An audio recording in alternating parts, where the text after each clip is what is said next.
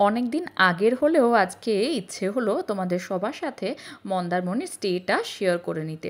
তো এই আমাদের হচ্ছে রুমের ভিডিও। তো রুমের যা যা যাবতীয় অ্যামেনিটিস থাকতে হয়, মিনি ফ্রিজ থেকে, টিভি থেকে, ওয়ার্ড্রপ থেকে, খাট, সোফা, সবটা খুব সুন্দর ছিল। এবং তার সাথে যদি ওয়াশরুমের ভেতরটা দেখাই সেটাও দেখতে পাবে।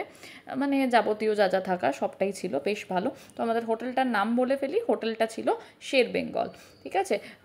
প্রাইস রেঞ্জ তো তোমরা গুগল করলেই দেখতে পারবে, আসলে ভ্যারি করে।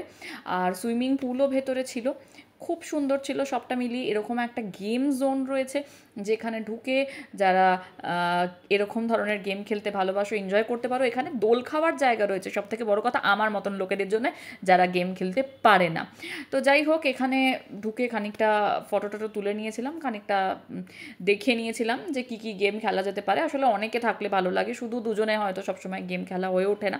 এবং এই যে মানে অদ্ভুত সুন্দর একটা মানে হাওয়া, সমুদ্রের হাওয়া একেবারে উড়িয়ে নিয়ে যাচ্ছিল সি বিচ একদম সামনে, এবং সেটা দোলনায় দুলতে দুলতে উপভোগ করছিলাম। মানে সেইটা মানে মনটাকে একেবারে ঠান্ডা করে দিয়েছিল। মানে এক কথায় অনবদ্য থাকাটা সার্থক হয়েছে। লোকেশনটার জন্য অসাধারণ। এবং সকালবেলায় আরও একবার সমুদ্রে পা ভিজিয়ে আমরা ফিরে এসেছিলাম। তাহলে তোমরা কি কেউ থেকেছো? থাকলে কেমন লেগেছিল জানিও। তবে যাবার আগে ছোট্ট করে দিনের বেলায় হোটেলের ভিউটা আরেকবার দেখিয়ে দিলাম। হোটেলের মধ্যে কিন্তু বুফে ব্রেকফাস্ট ছিল, যেটার আমার ভিডিও নেওয়া হয়নি। এই যে রেস্টুরেন্ট দেখতে পাচ্ছ, এবং এক ঝলক ছোট্ট করে সুইমিং পুলটা দেখে নাও। পুলে কিন্তু দারুণ আনন্দ করে নিতে পারবে। চলো এবার ফাইনালি আসি, টাটা, বাই বাই।